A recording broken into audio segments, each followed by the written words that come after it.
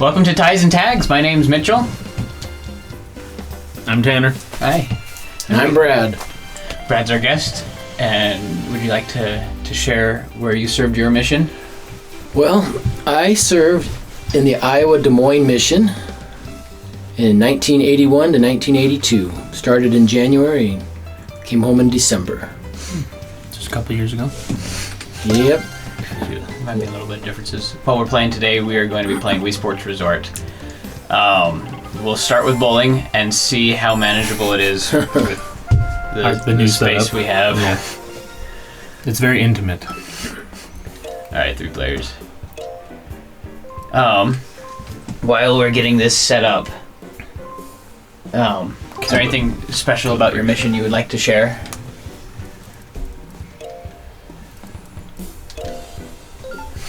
Anything special? Like, I don't know. What were you guys known for? That wasn't on the list. What is special about Iowa? So Iowa is an interesting place in that it's the heartland of the United States. There's so much agriculture that goes on there that benefits the world, not only the United States but the world. And so it's an amazing place, and the people are just that kind of the heart of the America people. You're typical good-hearted people, set in their ways in a lot of instances, but good people. Ready to pick my guy? Yep. Guy in the middle. Oops, I did something. No. You just hit it. Yeah. It's all good. That's the kind of stuff you can edit. That guy in the middle looks cool. This guy? Yeah, it's a big crease. Here. Okay. Okay. Do you remember your response when you opened your mission call? That was interesting. So when I opened my mission call, I was, of course, in San Diego.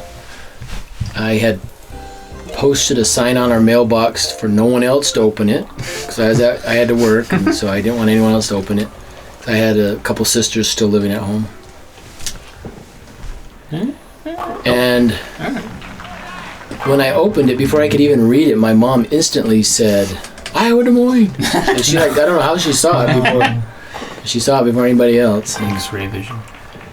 And then I'm like, Iowa? Where's that? Turns out I was born in Nebraska. Iowa's right next door to Nebraska. But I'm like, where's Iowa? So it was pretty fun. I was pretty excited.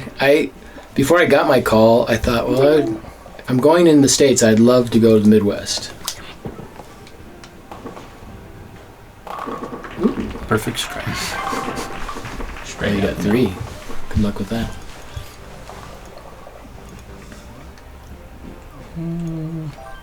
Was it pretty apparent to you that you wanted to serve a mission before then, or? Yeah, I was very excited about serving a mission. It had never been talked in my family because we did not participate in church too much until I was a teenager. I got involved. I remember going to state conference by myself and sitting in the very back. The way we had it set up, where I was back in the gym watching state conference, and what I do? The center button. So click A, and then when you're playing, you hold B. Okay. Click A and B at the same time now. You don't have to always do that. But now arrows make you move side to side. It's been a while since I played this. If you want to angle it, you click A, move side to side. We'll do this one for now. I was good at one time, but Yeah, it's pretty good. More than us. Anyway, I remember sitting there singing. We, as a congregation at state conference, we sang, "I will go where you want me to go," and the Spirit touched me, and I knew right then I needed to serve a mission. And so that's how I did it. All right. Oh yeah. Perfect. There we go. Just like real life. Yeah. Every time. Did you have a traditional mission call experience, Mitchell? What do you mean by traditional? Like, you got your letter in the mail, you read it, you went on your mission, or did you have like a unique way to get there or open it, or? I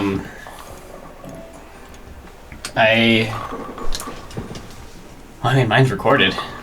Hey, you did yours on we Facebook Live or something? We live streamed it. I don't know who was all watching, but we had a good crowd there. it was BYU's first year where they had a 1-day spring break. Oh. And I got to open it on that one day. I remember that. That's a crazy shot. I don't know how you did that. Let's see if I can do it again. Nope. Whatever. Wrong twist. I don't remember anybody guessing Jamaica or the Caribbean at all. No. You just push A to go, right? Yep. Yeah, I'd actually planned to have like a opening party and like a live stream and whatever, but I'd actually kind of delayed applying for a mission because of some health concerns, and I just wanted to see if like school is where I was supposed to go. That's actually where we met, was when I was on that little deferment, I guess. And I actually had some health concerns, and so I actually met with the stake president first to go over the call, and they kind of extended it as like a service mission, like a limited mission. And so it was like 3 months, like 2 transfers originally. And then they were going to do like an evaluation, medical and like mental health, and just see how I was adjusting. And then they would kind of go from there. By the time that came around, I'd been doing all the normal missionary things every day. And they're like, you know, you've served your full call. You could go home. You could go to the MTC and get reassigned somewhere else. Or you can just stay here. And I'm like, I feel like I'm kind of in a groove already. I want to just keep going. And so... so you never got to go to the MTC, did you? No, I actually kind of bypassed it a little bit. I kind of went... So they wanted to make sure I'd be close enough because of like the health concerns to home. And so I was actually just a 6-hour drive from my parents' house to the mission home. Oh. So they drove me there, and then I just stayed there for 2 years. Where was that? The Michigan Lansing mission. Okay. That's so foreign to me that like having a mission where the border isn't ocean. Well, the border was like... There wasn't a way out for me. I mean, it was the lake for us in Michigan. I could have driven home on P-Day if I wanted, but... We had a river on one side. So I'm curious if there's some experiences you had at the MTC that are similar to what I got. Did you ever have... Got her. Oh. I just experimenting. No. See, that's me bypassing the MTC right there. Do you have memories of what the food was like at the MTC? Did anybody... I liked it. Except we had green eggs because of the stainless steel. But I was a hearty eater and I liked it. Dr. Seuss. Dr. Seuss centric, yeah. How do you make it so that I stay in where I am, but my line goes over there? And then use the arrows. Okay. You get your curve. Now, I'm curious, did anybody ever tell you to not drink the orange juice there? No. Because I don't know... I don't know why, but every time Opposition in all things. For people over like the past at least 20 years who've served missions, they've always had people say like, yeah, before I got to the MTC, they told me not to drink the orange juice. And nowhere ever has an explanation. They just say don't drink it. Yeah. And... The kitchen elders are spiking it with something. I don't know. They hinted that it We was were robbed. digestive issues. Interesting. So how long were you at the MTC? I was there 5 weeks. It was it was very long for English speaking. I did the thing. Did you have cabin fever by the Yes. Yeah, we were all ready and anxious to go. Skadoosh. That was back in the day when we memorized lessons. It wasn't the original rainbow lessons that they did back in the 70s, but it was still No. Brother Brown memorization. It's that one interrogator you never get. Yeah. So how much did you stick to those types of lessons, do you think? Like, was it always we need to give this person this lesson, or did you usually try to personalize it? You followed the lesson, but then you personalized it based on needs and conversation, obviously. Yeah. So to me, it's not a lot different than what you went through, but we just had more memorization foundation, if that makes sense. Do you want any water? No. I'm just thinking about, like, I can grab that. Or you think I'm that bad? I need. No. I'm exhausted. It's been 4 frames. No, he's just throwing heat. It dehydrates you. Oh man, I got hider back there. They're right behind each other. That's crazy. So do you have any special experiences while proselyting you'd want to share? Whoa. Slow and steady. Oh, it's curbing. The first one. Nice. Mine interesting. It's kind of funny. I always dreamed of when I was going to Iowa, I knew there's a lot of farm country, and so my dream was to kind of be like the old missionaries of back in the early days of the church, where they go out to the farm and they teach somebody and they invite them in for lunch and all this. So I hauled my companions. We're going out. This is when I was training somebody. I couldn't do it with my senior companions because they didn't want to go. But we rode our bikes way out in the country. We started going to different farmhouses. And farmhouses are like 5 miles apart because of all the farmland in between.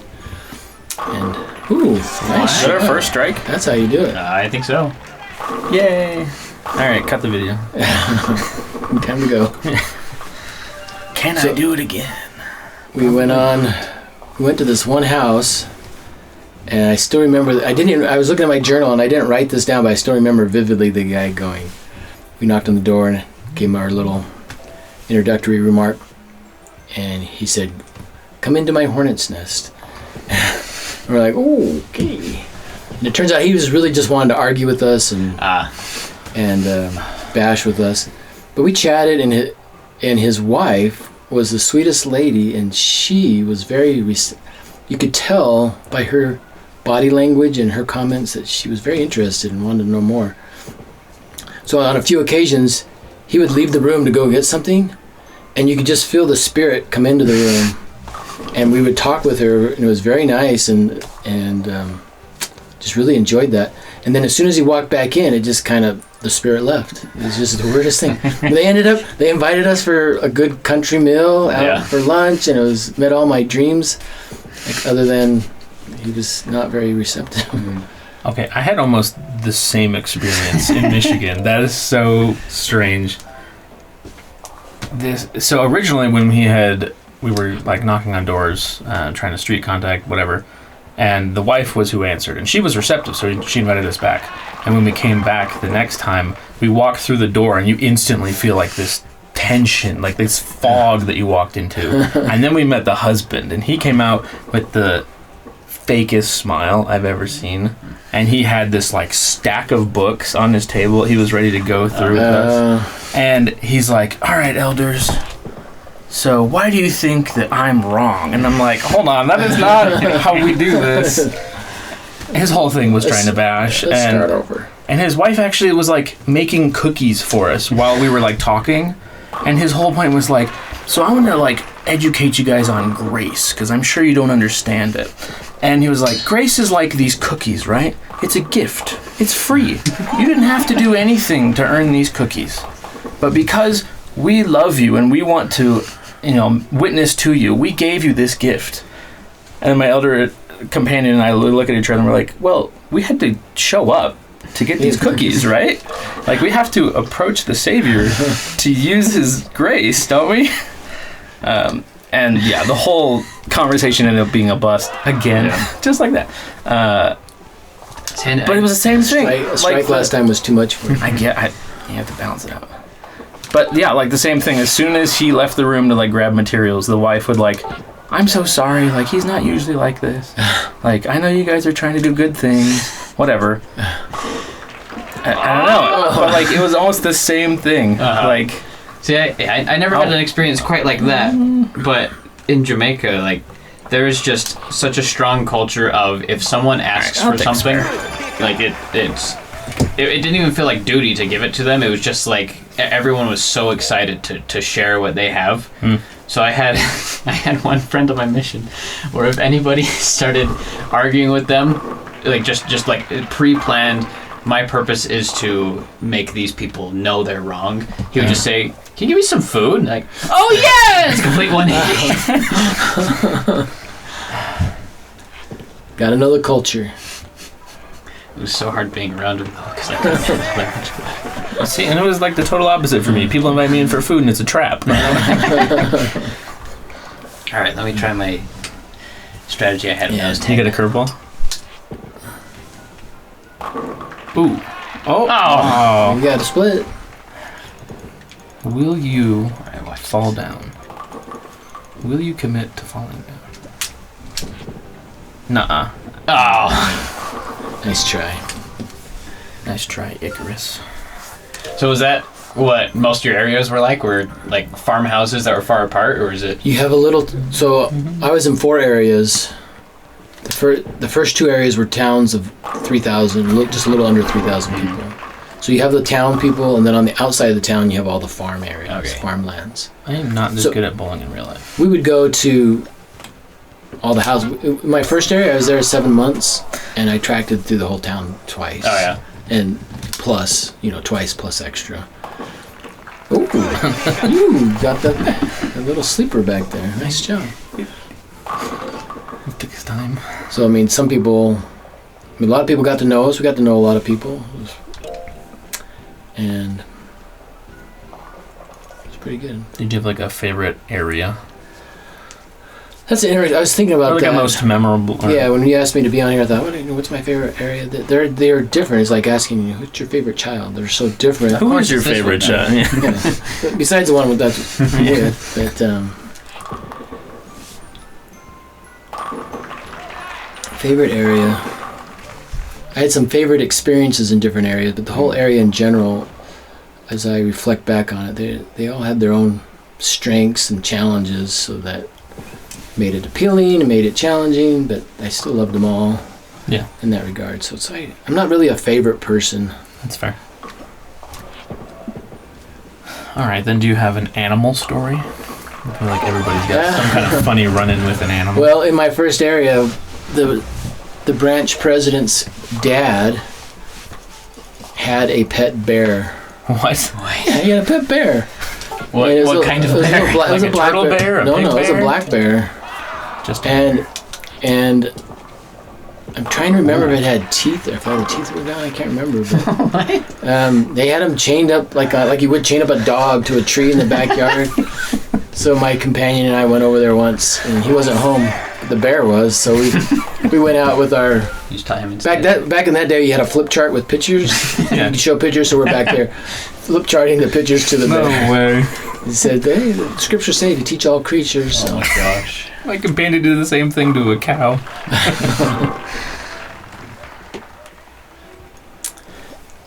Sounds like we had pretty similar experiences in the Midwest. Well, in the Midwest. Yeah. I'm just too good. I don't know what's up today. I'm not this good at bowling in real life. Disclaimer.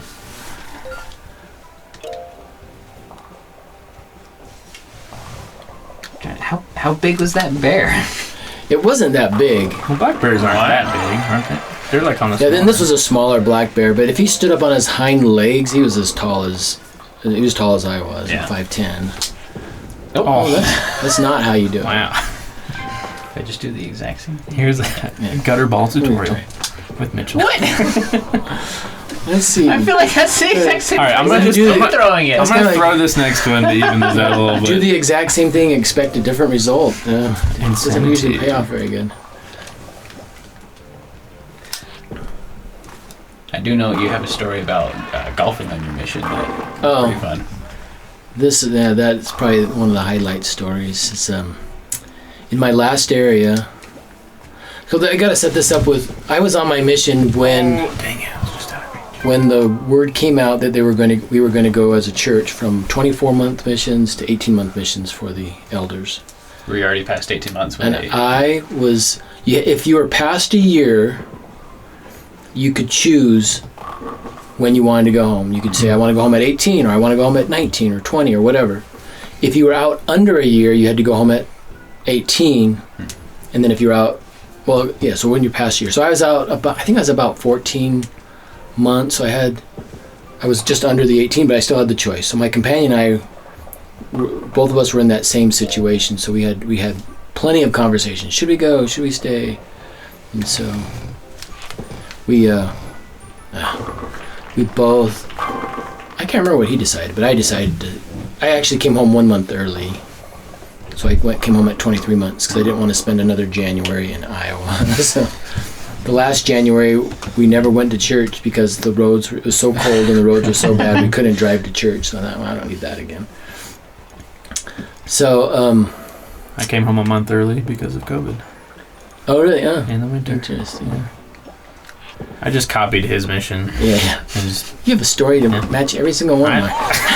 We didn't rehearse this. So anyway, so I'm in my last area. I got transferred there at my 18-month mark. Or no, is that just a little bit over 18 months? So I had 5 months to go. And so I got there, and first thing we were moving in, and I damaged something, and I'm like, oh, I should have went home. I kept thinking that, but we stuck it out. And finally, we came. There's this family, a part member family. The mom was a member of the church, but she didn't participate because her husband was a Catholic and he didn't want to go to church.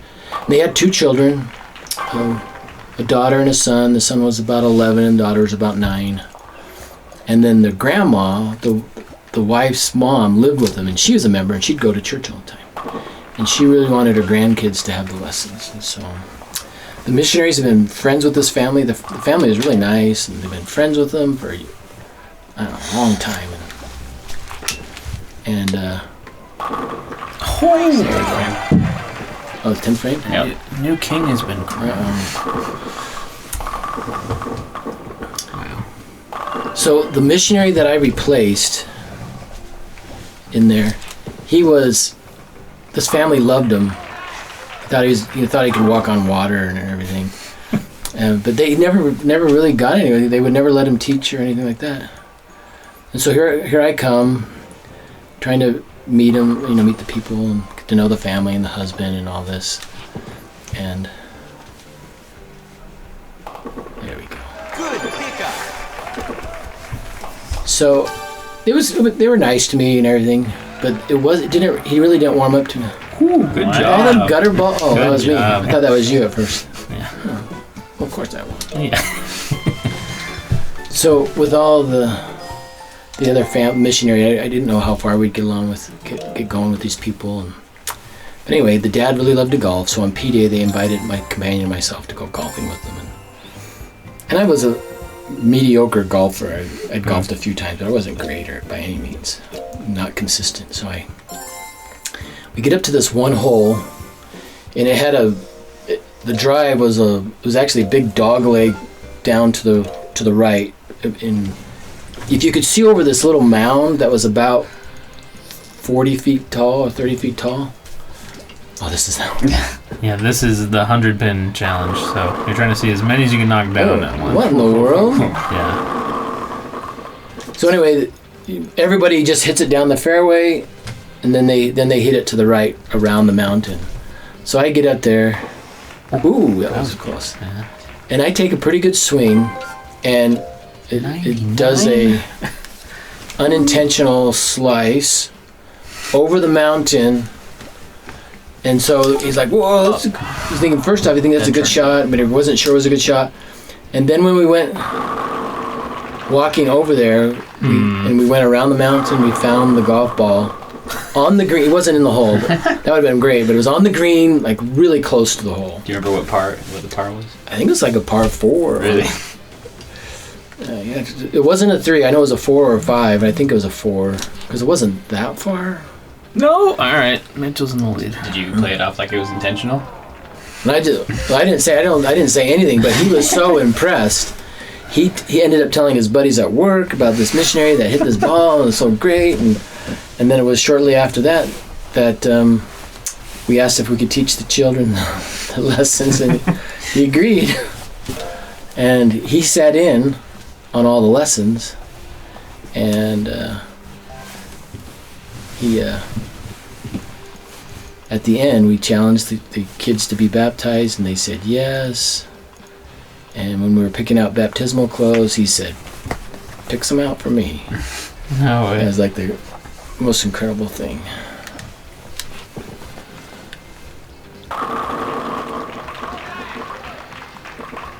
Oh my gosh. Oh, he might win this. I don't know. Gotta hit that one ball by itself. About 20 of them standing in front of it.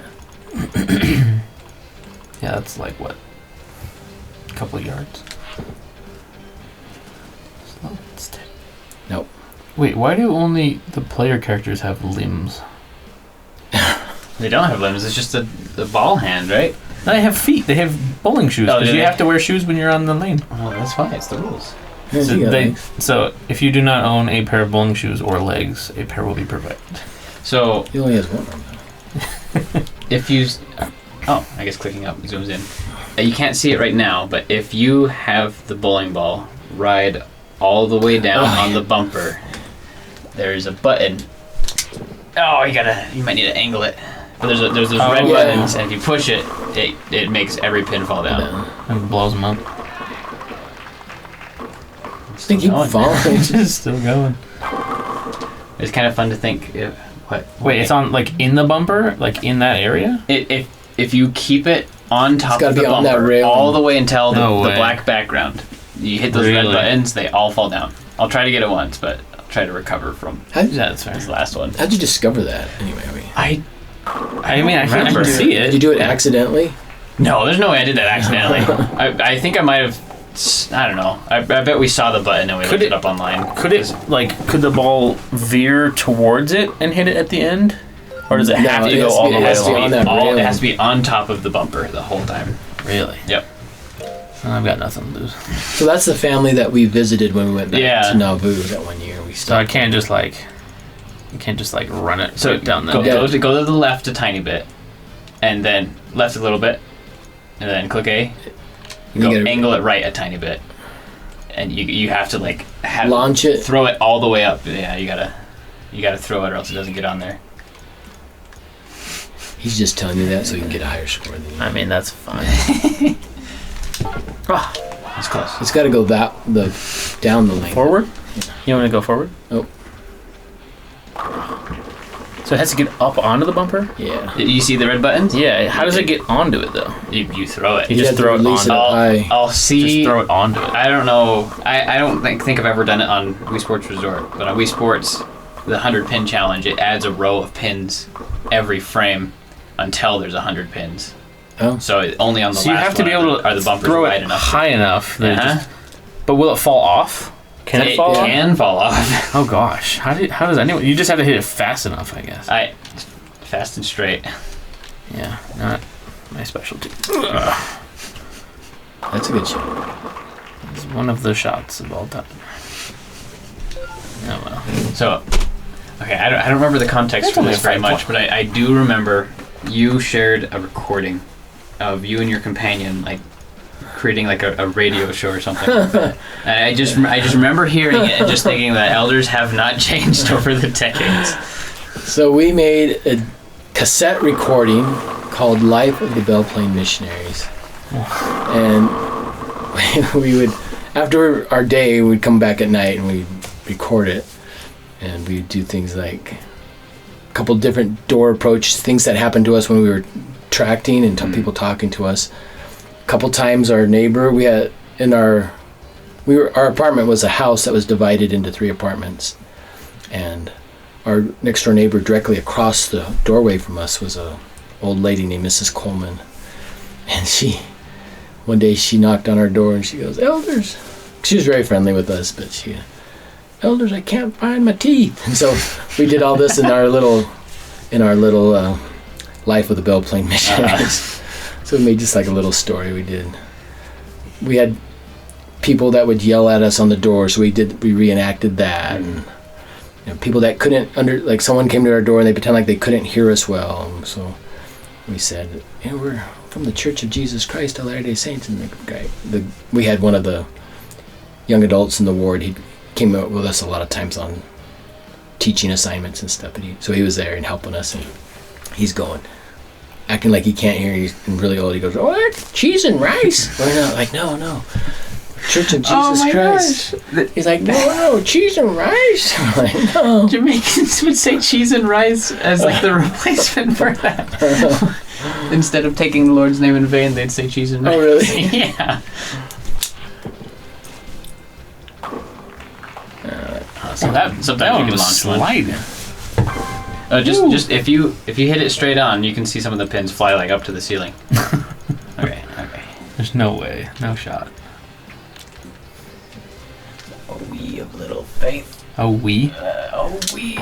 I see what you're saying. It's just, I don't think it's in the cards or the pins. So back in the day, we would take pictures, and they're not digital. You had to get them developed or something. So I would take slides, and then I'd send the slides home to my family, and I'd do a cassette recording that would describe the slide and kind of talk to them about what's going on. So we did that a lot. So It's funny though, the gutter's all the way over there. Like they don't let you get the gutter. What if I just go off the bumper? There you go. Yeah. Try it, click up, and it will show you like a... Yeah, you can see like what exactly you're aiming for, I guess. It doesn't tell you the ricochet angle though. No, that's fine. That would be helpful. How much is it going to absorb it? Oh my gosh. You just was cool. You just barely missed the... Where in the bumper did you hit it? Right by the words, was Is it? that what it was? The mid-word, not those, but right about It was like this Right. one. Yeah, right there. here is where I hit it. So now I need to hit it like... Sure, let's go. No, you're Let's just go gonna with get, you're just gonna get the end one on that one. whatever. At least I look cool doing it. It's pretty cool. That's awesome. Hey, do I'm like- in the lead. I do like that strategy though. So You're gonna do the ricochet. yeah. When in doubt, use the bumpers. What are You some? tried curving it. What do you think are some mission bumpers? Like training wheels? What do you mean? Yeah, like a good resource for a new missionary. Like, what's something that would help them when they're first out to help them kind of stay in the lane? What are some things that helped you as a new missionary? The best thing is knowing the Book of Mormon. I think. I mean, you need to know the Bible, and depending on where you go, knowing the Bible is very helpful. Like in the Midwest, of course. Yeah. They breathe Bible out there. But the fruit of the prophet Joseph Smith is the Book of Mormon, and the tool of conversion is the Spirit through the book, and the Book of Mormon opens that Spirit up. Yeah. So I think every young man and woman should not only have a firm testimony of that book of Scripture, but they need to know it and be able to use it to teach, because all the fullness of the gospel is in there. So you can leverage off of that, and then you can tie it to the Bible. Wonderful. I love that. Oh, so close. Yeah, I definitely think having your own witness is a good bumper too, because you'll encounter all kinds of opposition in all kinds of situations, regardless of the severity or the intent of whoever the adversary is in that moment. Like, having your own witness to rely on will always just like be something good to bounce back off of. Yeah. Because you're not a salesman, right? You're not like selling Jesus to people. You're like sharing your witness and then inviting them to find their own witness. And so if you have one to rely on already, then your door approach will be much more effective. Your ministering will be much more natural, like, because everything will be based on that personal witness you already have. Yeah. I guess I don't have a witness of bowling properly. I do think it was kind of common in my mission to fall into the pitfall of people feeling like they needed to know the Bible specifically inside and out, because Jamaica's over 90% Christian. Yeah. Everyone, like the main subject people want to talk about is Jesus. So as much as like having a knowledge of the Bible was very helpful, a lot of us kind of fell into the trap of thinking like, I need to know the Bible in and out so that I can be convincing. Like the best at debating, or kind of like picking apart their... Like even if the intention wasn't to debate, it was to use Bible knowledge to try to say like, well, actually, like that point's like, it might not be true because of this, and even if it's something that supports doctrine, isn't just trying to, instigate an argument or something like it. Fair. I think knowing the Book of Mormon helps kind of separate that, keep it an invitation rather than a debate. Yeah, because that's exactly the problem Joseph Smith ran into when he's trying to figure out which church to join. Is Right. people interpret the Bible so differently, and they're set on their interpretation. You're not going to convince them otherwise. So it's only through a spiritual experience of them. Yeah. That's the beauty of the Book of Mormon, is it opens the door for the spiritual experiences. There it is. Yeah, that's what makes they us still keep unique, falling. right? Oh goodness. But he might pull this off. Get them all. No. Somehow you got 43 now. They just kind of kept spiraling down on there. That's cool. I would love to go to a bowling alley like this. That's crazy. Yeah, how long would it take to get them? Yeah. Big the machine would have to be. So what would you do in your free time or on P days? In my first area, we did a lot of football, where you catch it, you're down. So we couldn't play real football, so it'd be like running flag or tackle or. Did you have a lot of other elders around to play with, or is it? So we got people from the community. So mainly we had. So the one guy I was telling you about, Randy, was a young adult, and he had another young adult friend that would come. And then we'd get some investigators, and then sometimes we'd invite our district leaders that were in another town. So we're the only missionaries in that first town, but in other neighboring towns we had other missions. So they'd come up, and we had this one guy who was a member of the branch. He was actually he used to play semi-pro football, and he'd come, and it was a lot of fun. And got different investigators that would come play. So we did that a lot. That's the one thing I remember most there. And then my last area, we did a lot of. We got into golfing. Maybe it was after my experience with that. There it is. Ooh. Oh no! I should have hit Bennett. Oh, yeah, they're in a group. If you line it up perfectly, Yeah. For spare. if you throw it perfectly, it will work. And to tell you the truth, I can't remember what I did in Eldora. And my second two areas, Eldora and Waverly. We did have... So Waverly was right on the river, the Iowa River. So we'd go down to the river a lot and goof off. One time my companion and we decided we were going to buy wrist rockets. And so we went down to the river. Hey! And we decided to shoot that stuff, and we never hit it. We're shooting, and it's during school. It's cold out. It's fall. We're at the river, shooting around at stuff, and then so all of a sudden the squirrel comes running across the ground about 50 yards away. Get my wrist rocket out, and we're shooting marbles, big marbles. So I shot it. I hit it right in the rump. And I'm like, I got it! I hit him right in the rump! I'm yelling at my companion who's over there shooting at something else. And I turn around and this police officer's walking up to us. Oh no. I'm like, oh no. And he goes, well, we don't care that you're shooting things. You just go down there because there's houses on the other side of the river.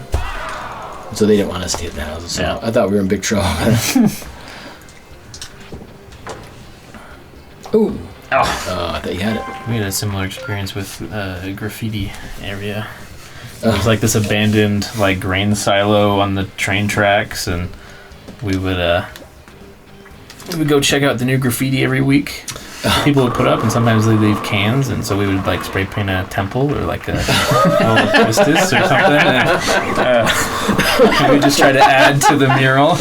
And one time we were down there doing that, and this is also you ever been to one of those break rooms where people just and stuff because they're just aggro and they have too many plates? Yeah. They had a lot of that there too. So there's a lot of broken ceramics and glass and stuff. Not a very safe place to be hanging out. And we're there finishing our temple mural, and there's police and a train rolling up. And so we had to hide. But the only place to hide was we were 10 minutes from our car, and if we started going towards our car, they would have seen us and said something. So we had to go up the hill and hide behind the hill and wait for the train to pass. It was it was good graffiti, right? It was, mildly legal. Actually found some rail spikes down there, and they were roughly the dimensions of the nails of the crucifixion, so we used those for object lessons and stuff. It was actually kind of cool. Yeah, ours was just mischief. Yours, good intent. Mild crime. Yeah. There's another spare. See, our fault was we were wearing our full proselyting outfits, too, like full church clothes. Like there was no way we were just gonna not be talked to. Yeah, I don't know. We've repented of it. But. When you guys go on PDAs, did you have to wear your name badge all the time? Mm-hmm. Please. No. There it is. Yes! He hit the bomb. Yes! What in the world? I like how they fall from the middle. And it's delayed. They just... Wait for it. Boom. Yeah. They don't even roll. They just fall over dead. You might have just... Oh, man. That's crazy. Wiped all my spares out.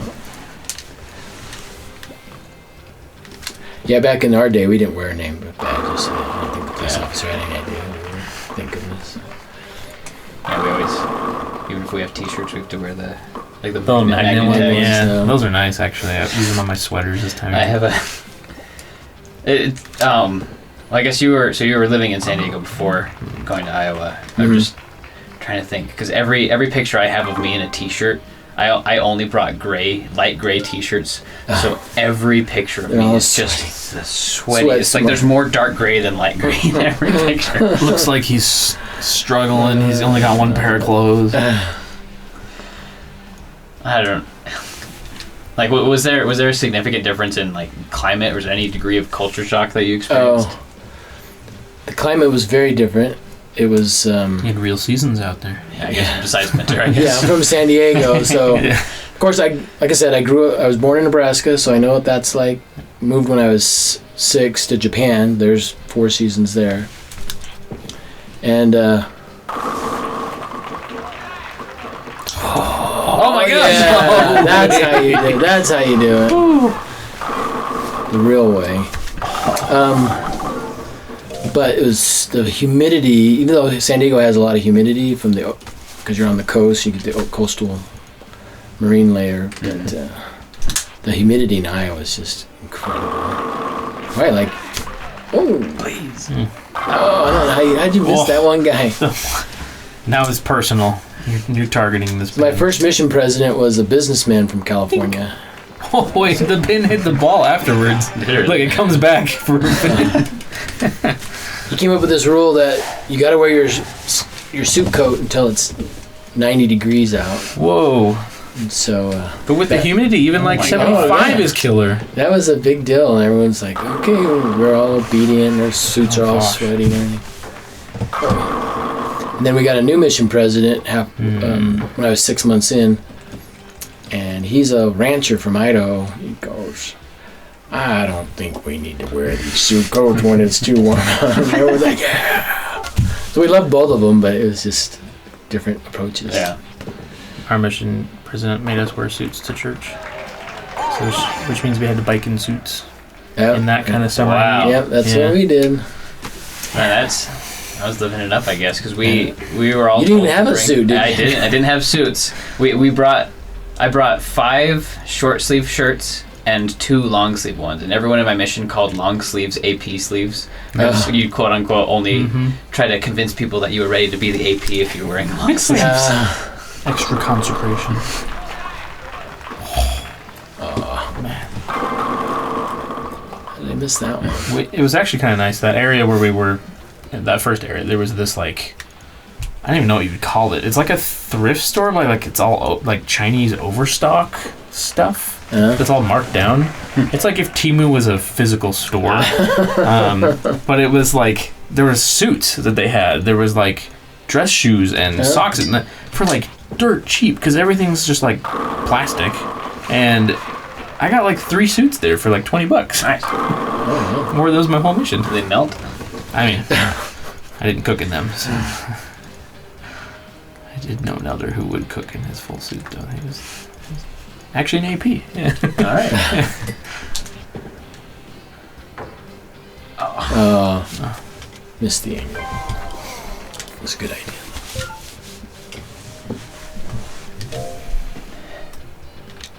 So back to animals, because you had more surprising answer than I thought you would have come up with. Are there any other animal stories out there? You get chased by dogs? Like, do you have vermin in your house? No. We had little bugs in the house, but not much. And no dog chasing. We had there are dogs there, but not a lot. They're usually leashed or tied up in front. Yappers. No. The only other one was, for whatever reason, my companion and I, in one town, we thought, we've got a little extra money. Let's get a couple hamsters. Oh no! I don't know why we did that, but we bought hamsters. What did you do with them when you were done? Well, you don't have to do much. They die so easily. They died of slow motion. No, that's all I can say. They just got slower and slower, and they. Was it winter? No, we were inside, and I don't know how they died, but we took care of them, and then they just. Oh my god! I'm like, what would we do when we transferred? I don't know. We didn't think that far ahead. You put them in a shoebox or nothing. Yeah. There's a whole online thread about just the silly ways hamsters die. They are a prey animal. They do not. I do feel like every time I hear about someone's pet hamster, it's someone telling me how they died. I never hear experiences about people owning a hamster, just not owning it anymore. My sister-in-law's had like 3 hamsters since I've known her, and one of them like sneezed and gave itself a heart attack. It just died.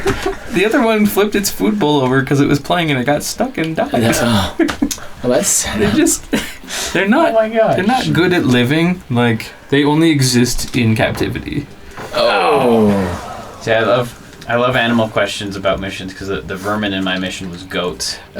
So there's just goats running around everywhere. They dig through people's trash. They're like raccoons here. No, darn.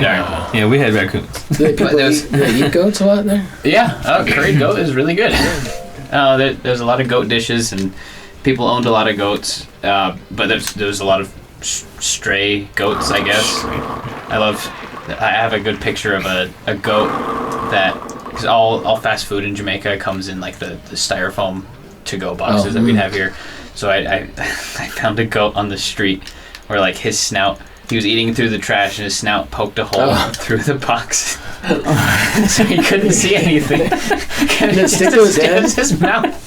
Well, no, like there's the whole box, and he stuck his snout and made a hole in the one side of the box, so the rest of it was covering his face. And you'd call the goat and get his attention, and they'd look at you in the box and follow. The worst goat experience I had is so there's those screaming goats that sound like people screaming. Oh, yeah, a lot of internet videos from like 15 years ago with those. Taylor We Swift had video. 2 of those outside of our apartment in one of my areas. And they, like, so every roosters? once in a while, like during companion story, we just be like, Elder, I think we should be reading from second. You just hear that out the window, and it wouldn't stop for the whole hour. Oh my goodness. Were they consistent? Like, was it the same times? It was. Was it just like a jump scare every time? It wasn't consistent, as like they wouldn't do it every day. It just once every few days they would do it, and I think they just aggravate each other or something. They wouldn't stop. They were like for roommates. So long. Sometimes it happens with your companions too. Things just build up, and then you do comp inventory, and then you scream at each other, and then you're good for a couple days. You guys are very nice letting your guests win. It's because you got that strike. And I don't know. I got a strike too. It only got a couple spares. six gutter balls to get it. That's because you did hit the bomb button though. That was cool. That you should get bonus points. He gets for bonus. that. He gets a bonus. I think I'll get a stamp for it. You did it. Oh. Super strike. No, never mind. That's just a normal strike. Who's Big Chris? Split spare. You're Big Chris. That's you. Never mind. These are all yours. Because you won. Excellent. Oh, you got Secret one? strike. That's what it is. Because you got the button. Yeah. You're Mickey? Bowling spin control mode. I don't know. You can spin it now. Well, I think it's bowling, but there's barriers. They spin now. You have to. They spin now. Yeah, they got. Wait, how about it? Oh, we're bowling. I love how impractical this building is. There's just a giant pin Boom. reaching towards God like a tower of bowling. Any memorable food experiences on your mission? So I come from a family that we cook our meat well done, so we never. Ooh, that's a good style. So you're not gonna let me win this one. Catch up on a steak. And yeah, that kind of thing. So we went to this one family, and what does that thing do? That's an obstacle. Yeah, you Don't hit that. It might right? be possible to throw it over it, but yeah, it's just a barrier. You gotta. It's spin control. You gotta go around it. Oh, Okay. Take that. Yeah. There's no berry in your way. Stick it to the man. Stick it to these pins. So he cooked the best steak I ever had. It was medium, or it was rare, and I'm like, oh, I don't know about this. Since we were, Nope. I tried so hard. I'm like, I don't know if I want to eat this. And in the end, Was that your first rare steak? yeah, Wow. and it was pretty good. I had a bunch of steak today. Oh, They took us on a work lunch to Tucanos. Oh, nice. ooh. That's pretty good. I mean, they kind of owe it to us because this has been a crazy year with some students, but we actually had a kid try to break his window with the lid on his toilet tank Oh my god. Oh. and then use the glass to like get at people. Oh my goodness. But he's fine. He's gone. We're all fine. We're chilling. Why is that moving? Okay. Ready, go. It didn't even matter that one was moving. Wow. How did it get over there? It's not even more close to that. You were close to it. You scooted over. That might be my kid. That's Corbin. I don't know. She screams like that too. Oh really?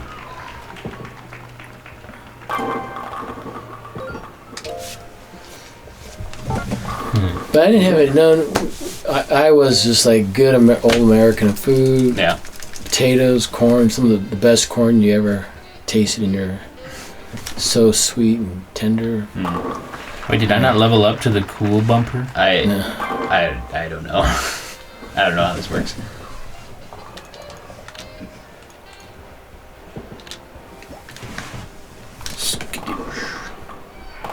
I do remember having like 3 dinner appointments within a couple hours of each other, and we were just like, Did you make it? Did you make it all of them? yeah. I remember writing like, oh, we're so full, but we just, you just eat it. You take like the smallest plate they offer and get like a little I bit don't of know. each. We ate a lot.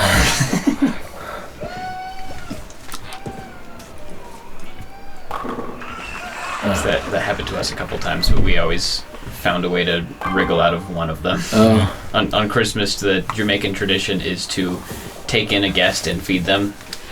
And so everyone was clamoring to feed missionaries. Oh yeah. And half the time, people were clamoring to feed missionaries because they thought it was funny to feed the missionaries because they knew that 3 other families were trying to feed them too. It's a coordinated effort.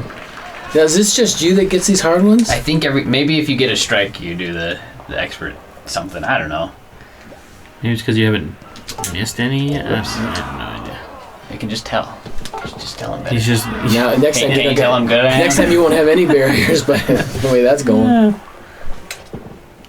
oh, you did, No. you did the spin, but Too much spin. spin to win. Any fun teaching experiences you can think of? I'm beginner. We're on the last frame. Are there only 3 frames? Yes. Huh? Interesting. I do have one of those situations that I just, I'll take that's it. how I do it. Beginner level. It's one of those ones where you wonder what happened. You wish you could know what happened. So we found this older lady, taught her, and she's kind of moderately interested. And she was losing her eyesight, and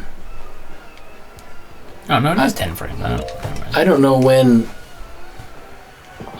how eye surgeries have progressed, but back in that time, it didn't seem like they were quite as. Oops. Oh, I guess I can't talk and bowl at the same time. You can angle it too. Yeah. Why would you do that? Anyway, we talked to her and she wanted a blessing. She decided, we talked to her about blessings, I think, and we, obviously, because we told her about that, and she wanted one. And so we gave her a blessing, and I felt inspired to say something about your eyesight will improve. When I left, I'm like, why did I say that? And she really didn't want to see us much more, I don't think. But I often wonder if, because it wasn't too long after I learned more about cataract surgeries and stuff, and I often wonder if that was... A little preface. Yeah. Ooh, nice one. Whoa. You got them both. Wow. But nothing to, there's a lot of... What did you do? Why is this? I was kind of reading through my journal a little bit, kind of spot reading here and there, and there's a lot of experiences that taught more than I thought we did. Because I remember a lot of unsuccess. You go on door knock and no one wants to hear you, or they were interested at one time and then they decided they're not. Yeah. So a lot of discouragement there, but I found a lot of guys. Yeah. Like, maybe I am. Look at that. You are. You got to teach us how to do this. I have no idea what I'm doing.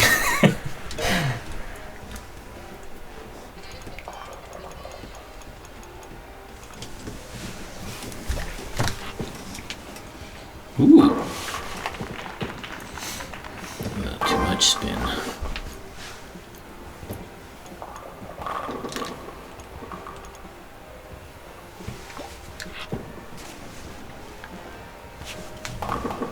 Oh, an arm. You know there's a fourth one back there. What was like the most useful thing you brought with you to your mission that like you used all the time? Yeah. That's an interesting question because I didn't have a thing other than I felt like I was really prepared with my testimony of the Book of Mormon. So when I was in 11th grade, I actually took seminary seriously that year. That was our study of the Book of Mormon. Nice. And I grew leaps and bounds personally that year. That was a year that, based on another ward in our stake, I had a friend that was going to the other ward, and in their stake, they had a challenge. If you're make it 100% and you're never tardy, they had some special award for him or something. And so my friend committed to do that. Ooh, look at that. You're getting better and better. So I decided to do it myself. So I was the only one in my ward that knew about this or did it. Anyway, the whole year I made it every day. It was early morning seminary. I made it every day. I read the Book of Mormon. I finished it before December. So I read the Book of Mormon multiple times before I went. So I not only knew the stories and knew the book, I had a firm testimony of it. So when I was on the mission, I was ready from that part of it, the spiritual part of it, I guess. Oh, that's awesome. You didn't have like a favorite pen or a pair of shoes or anything? No, didn't have any of that type of thing. That's okay. I still got it.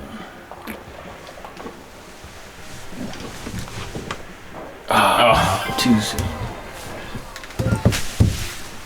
How would they even make this? They'd have to have like magnets, right? It had to be like underneath. Underneath, somebody with a little stick sliding back and forth. Yeah.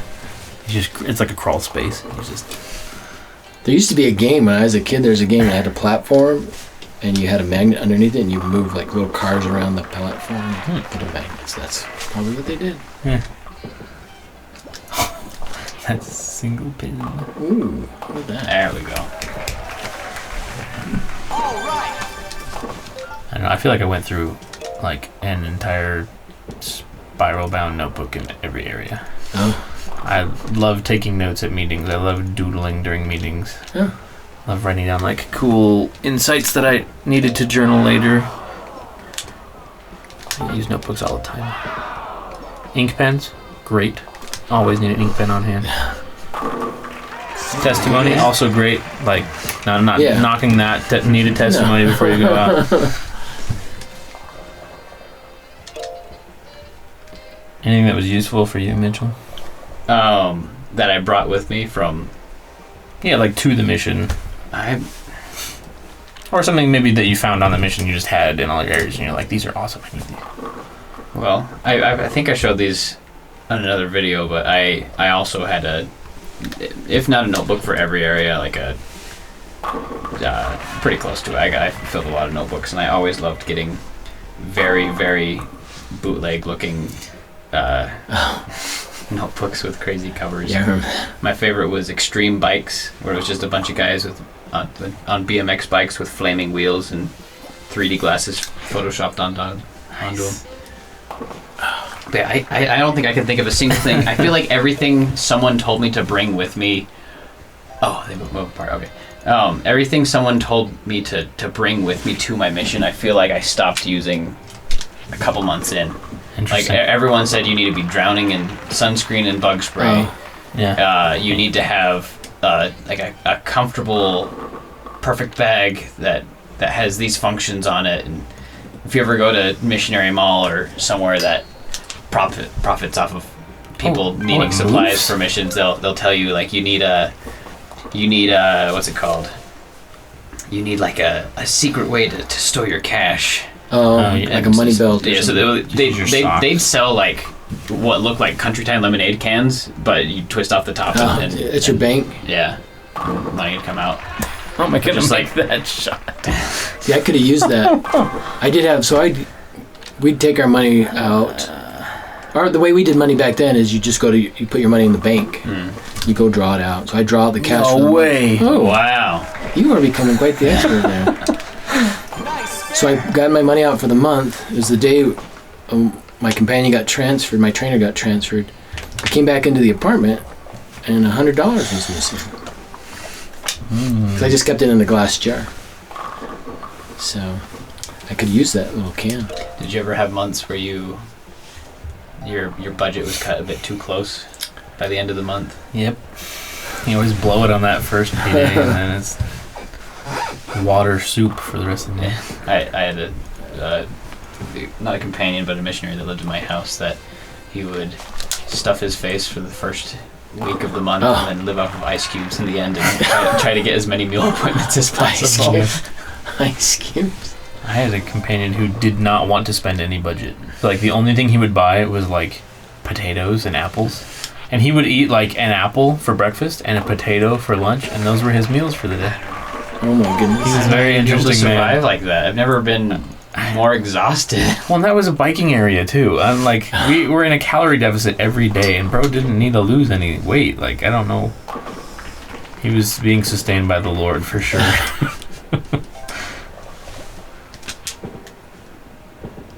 Okay.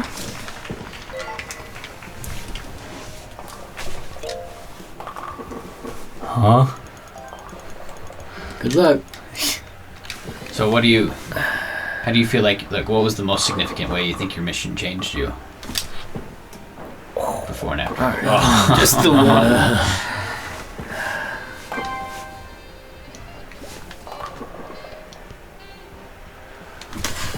Oh yeah, I didn't think so. Thought I was gonna move faster than that. That's an interesting question. Because I felt like I didn't go in. A lot of missionaries go in without a sure testimony. I went in with a testimony. Mm-hmm. So that's not. In fact, it might have been, in some ways, it was stronger. I think I was smarter. I knew more by the time I came home, but my testimony was just as strong.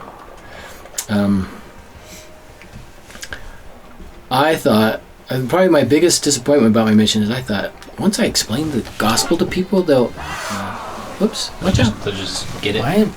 They'll just get it. Frowning. And I had so many sad experiences of people not wanting to.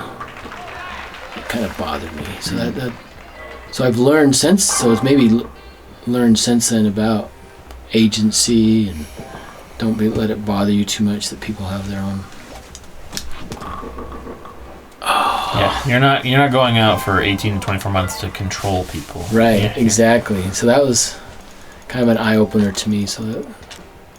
And that's played a lot in my role. I've been a bishop a couple times, so that's helped me in that regard. You can't control the ward. People are people, yeah. feel like missionary service is like a really good simulation of what like the rest of your time as a member and different callings and as a parent and whatever is going to be like. Gives you like a 2-year simulation of actual life. Yeah, I love talking about my mission because that's exactly right. There's so many lessons I learned on my mission just because it's like a shortened, measurable version of different principles that will carry on later. Just because you're writing in a journal, you're recording everything very well, and you kind of have a very defined vision of what you were like before your mission, what you were like during and after, and during each period where you probably wrote down like I'm working on this, or my mission's working on this, or we're trying these things. You can see how you change throughout. And just everything's so measurable because a lot of other variables are kind of taken away. You're just doing missionary things. Most of the time. That's what you're supposed to be doing. Or fighting slingshots. Or spray painting temples. I did have in one area. I made an effort to wake up early and study more, and Whoa. Actually, there's a couple areas, and so I felt like I learned the Bible really good in my second area. And I realized, because I used to be mad at the Bible because I saw the inconsistencies, and people would say, it says this, and I'm like, Peter, Paul, why'd you write it like that? Paul. But then I realized as I read it, as I studied it as a whole, I learned that everything the Bible teaches supports gospel principles. And so I fell in love with it. And so I really learned more on that part. Oh, wow. Do you have like a favorite scripture? No, I don't have favorites. Or like one that was really useful, or like an epiphany on your mission? I can't remember. My mission is so long ago, I can't remember that. I do, the scripture that everything I think stems on is Moses 139. This is my work and my glory. Because everything ties back to that. The whole purpose of Jesus Christ's mission is to bring past the immortality and eternal life of man. And so everything touches on that. So if I just had one scripture I had to teach somebody about, that would be it. That's how you do 10th grade. That's a good one. Learn your scripture masteries. I know that's not like a thing anymore, but those are very useful. Yeah. That's one of those things where it's like, it's too bad we don't still do that, because those helped a lot. Yeah. A lot of the Preach My Gospel lessons will still kind of be based on a lot of those too. So you'll get familiar with them one way or the other. Yeah, that's for sure.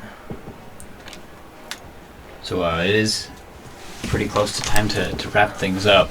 So you're a bishop right now. If you could tell the young men in your ward something about serving a mission, what would you tell them? There's a lot of things.